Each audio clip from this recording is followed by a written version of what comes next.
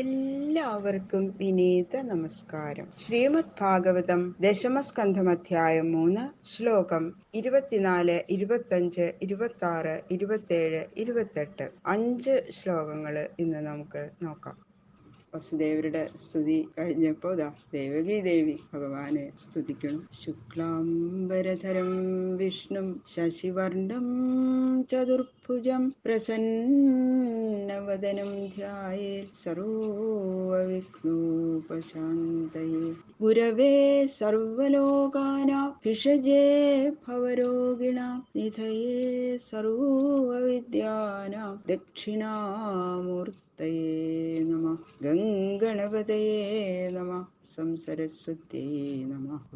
ഗുരുഭ്യോ നമഃ. ഓം നമോ ഭഗവതേ വാസുദേവായ. ഓം നമോ ഭഗവതേ വാസുദേവായ. ഓം നമോ ഭഗവതേ വാസുദേവായ.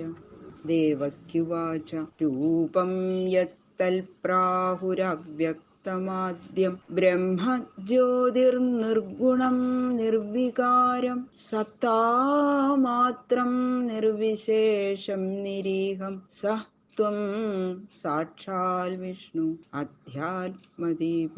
ദേവകി പറയാണ്, അവ്യക്തവും ആദികാരണവും ബ്രഹ്മവും സ്വയം ജ്യോതിയും നിർഗുണവും നിർവികാരവും നാശരഹിതവും നിർവിശേഷവും ക്രിയാരഹിതനും ഇന്ന വിധം ഇരിക്കണു എന്ന് പറയാൻ കഴിയാത്തവനുമായ ഏതൊരു രൂപത്തെക്കുറിച്ച് വേദം പറയുന്നുവോ അധ്യാത്മപ്രദീപവും സാക്ഷാത്തുമായ ആ വിഷ്ണു അവിടുന്ന് തന്നെയാകുന്നു. നഷ്ടേ ലോകേ ദിപരാർത്ഥാവസാനേ മഹാഭൂതേഷ്വാദിഭൂതം ഗതേഷു വ്യക്തേ അവ്യക്തം കാലവേഗേന ജാതേ ഭവാൻ ഏക ശിഷ്യത്തെ അശേഷ സംജ്ഞ. ബ്രഹ്മാവിന്റെ ആയുഷ്കാലമായ അതിപരാർത്ഥത്തിന്റെ അവസാനത്തില് ചരാചരാത്മകമായ ഈ ലോകം മുഴുവനും നശിക്കും. പഞ്ചമഹാഭൂതങ്ങളും അതിൽ നിന്നുണ്ടായ ഇന്ദ്രിയങ്ങളും അവയ്ക്ക് ആദികാരണമായ അഹങ്കാര തത്വത്തിൽ ലയിക്കും.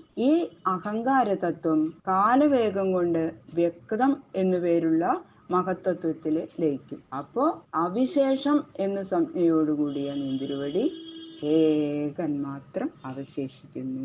യോയം കാല തസ്യതേ അവ്യക്തബന്ധോ ചേഷ്ടാമാഹുച്ചേഷ്ടതേയേന വിശ്വം നിമേഷാദിർവത്സരാന്തോ മഹീയാൻ തം ത്വേഷാനം ക്ഷേമധാമപ്രപദ്യേ.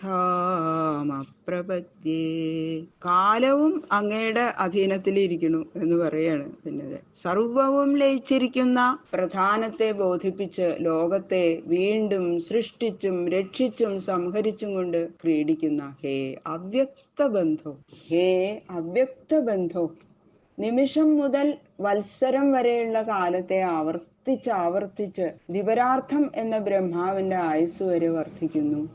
ഈ മഹത്തായ കാലവും ഏതൊന്നിൽ അടങ്ങിയിരിക്കുന്നുവോ അത് ഭഗവാനെ അവിടുത്തെ ചേഷ്ടയാണെന്ന് വേദം പറയുന്നു. ഈശ്വരനായും അഭയസ്ഥാനമായും ഇരിക്കുന്ന നിന്തിരുവടിയെ ഞാൻ ശരണം പ്രാപിക്കുന്നു. മർത്യോ മൃത്യുവ്യാളഭീതപലായൻ ലോകാൻ സർവാൻ നിർഭയം നാധ്യഗച്ഛൽ ത്വൽപാദാബ്ജം പ്രാപ്യ യദൃച്ഛയാദ്യ സ്വസ്ഥശേതേ മൃത്യു അസ്മാത് അപൈതി.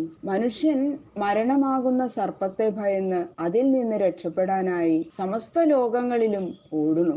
എന്നിട്ടും മരണഭയം മാറുന്നില്ല. ഹേ ആദ്യ, എതിർച്ചയായിട്ട് നിന്തിരുവടിയുടെ പാദപത്മത്തെ പ്രാപിച്ചിട്ട് സ്വസ്ഥനായി കിടക്കുന്നു. അപ്പോൾ മരണം അവനെ ഭയപ്പെടുന്നു. ഭഗവാന്റെ പാദപത്മത്തെ ആശ്രയിക്കുന്നവർക്ക് മൃത്യുഭയമില്ലാതെ ആനന്ദം അനുഭവിക്കാം എന്ന് അതിന്റെ അർത്ഥം.